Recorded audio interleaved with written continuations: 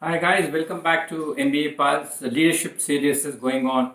The next orbit is the theme we discussed about, and today I'm going to talk about another important leader, and it is very relevant at this stage. And many of you might be knowing about this leader certainly, especially when the discussion is happening on the vaccination for COVID-19. So I guess you people have guessed who is the person I'm going to talk about today. It is none other than the women iconic leader of India, Kiran Mazumdar Shah. So Covaxin is very well known, and I was just reading the report that the efficacy rate of Covaxin after the third trial is around 81%. That's a good news for a made in India vaccine doing very well. And the vaccination drive is already on. Let's now move on to who is Kiran Majumdar Shah. It is very important for me to give some understanding of this great leader. I was knowing about her in my college days, but very little. I'm talking about late 80s. But once I read a book written by Dr. Pritam Singh, late Dr. Pritam Singh, and Dr. Asha Bandar on change masters. They've selected around 7, 8 people from India and a very well written book. So, in that, when I started reading about Kiran Majumdar Shah, I was really fascinated to know more about her. Let me give a little bit of understanding for the viewers. Kiran was born in Pune, Maharashtra, and early stages of her life she has spent in Bangalore. She is an alumnus of Bishop Cotton Girls High School, Bangalore, and also Mount Carmel College, which is very well known in Bangalore. She could not get a seat in medical on scholarship. Kiran's father, Majumdar, was working for United Breweries as a brewmaster, one of the very well-known brewmasters, and he suggested Kiran should go for higher studies with scholarship elsewhere. So that is how she started a journey towards Melbourne. So she got admission, there in Ballard College there, and she did a PG after doing her biology and zoology from Mount Carmel. So she worked for a short period of time for Carlton Breweries and UB, as well as UB in Melbourne. So both are known for the beer products, which are very well known. Carlton is known not only in Australia, across the globe. And in 1978, she decided to move to Ireland, and she joined Biocon, biochemical. That is where exactly the transformation as a leader started happening, with Kiran Majumdar Shah. So she started the Biocon India in her garage. So garage, small garage with a very little resource on bank balance and the space available. So she started looking at the enzymes for industrial application. So the enzymes extraction and from papaya is called a papain enzyme to prevent haziness happening in the chilled beer. That is how she started her, career in the brewery industry. From a small enzyme company to a biopharmaceutical giant. So that is what is Kiran Majumdar Shah known for. And very interestingly, Biocon India is the first company to export enzymes to UK as well as USA. Kiran Majumdar Shah was very focused on research, and her global presence was on the credibility of the research the company was doing. So she gave a good amount of response to the research outputs, and also she believed in research, continuous research. That is why back on India is known for research output in India. The Covaxin is also coming out of it so fast from India. As a leader, she believed in strategic partnership and licensing globally for the products. And she was very, very successful, in doing these things across the globe and very well respected.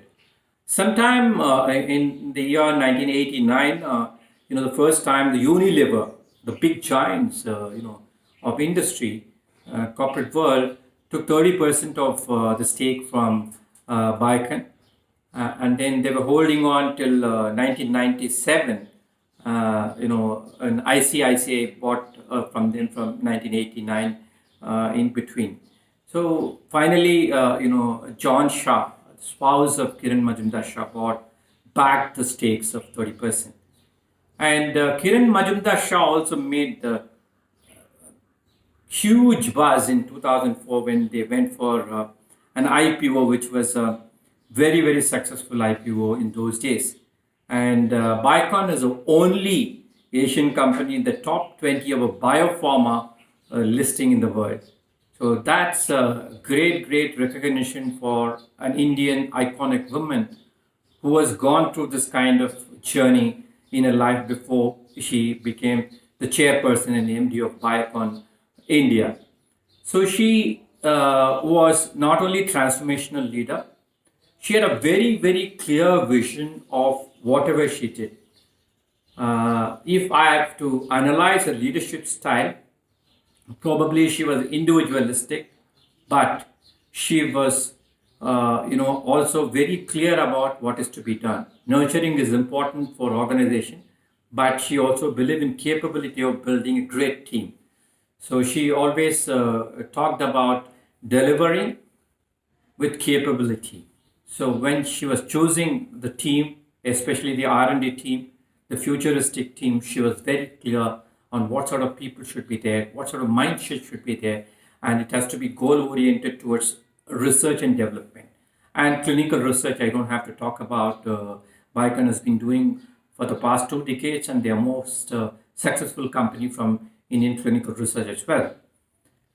And as a leader, she does not care about what others think for the decision she's taking.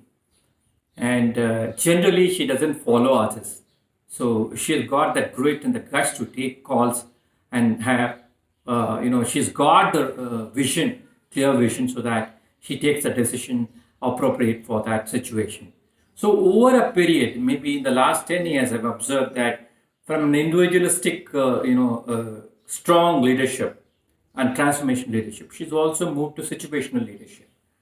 In the past of seeing, the TVs and interviews and all, she's slightly changed in terms of her approach, and that is a good sign for a growing leader. So as I said, she was very, very focused on R&D, and she was a regulator. Even today, she continues to be a regulator as a leader, and that is one way good. But she started delegating a lot of things, but she believes in team, and she selects the right team so that it delivers. You don't have to really nurture them like some organizations do that. And coming to the philanthropic side of Kiran, it is very interesting. The last 2 decades, they are involved in healthcare, sanitation, education, environment, all these things. This organization is definitely involved, and they are connected with a lot of NGOs. And sometime in the 2005-6, they also got connected to Narayana Hridayalaya, and then they established a center for cancer of 400 bed cancer there, along with Narayana Hospital in Bangalore, somewhere in Bomasandra. And coming back to her awards, she was awarded the ENY. She was always in the top 60 Forbes leadership and Times leadership of top 68 or so, and iconic leader, woman leader who believed in empowerment. And in 1989, Kiran got Padma Shri award from Government of India, and in 2005 she got Padma Bhushan. So if I have to talk about this leader in a summarized way, she has changed her style the last decade or so from an individualistic to a situation leadership, but she has got strong leadership skills, in any area, especially the science and technology, clinical research, R&D. So she's a very focused leader, if I have to summarize her leadership role. And I would like to conclude this video with her one words. If you have vision, plan, and the conviction, you should follow it, and success will come your way anyway. That's what is Kiran Mazumdar Shaw is known for leadership qualities. Thank you for listening to me on this leadership series, and I'll be taking a break from the leadership series now, moving on to the essence of PGDM and MBA in terms of giving the outline of the subjects which are taught, the courses which are taught, and before you actually onboard your PGDM institution, probably this will help you to understand what sort of specialization you should be looking in the second year if you're going to look at certain courses in the first year which are generic in nature. So this is what it's all about. And after that, again, I will come back to leadership. Maybe I'll choose some of the world leaders in the corporate world. I will talk about them in detail, their styles, and what you can learn from them. Thank you so much for listening to me. And please do subscribe to my channel, YouTube channel, MBA Pulse, and visit www.mba-pulse.com, my website. Have a great day.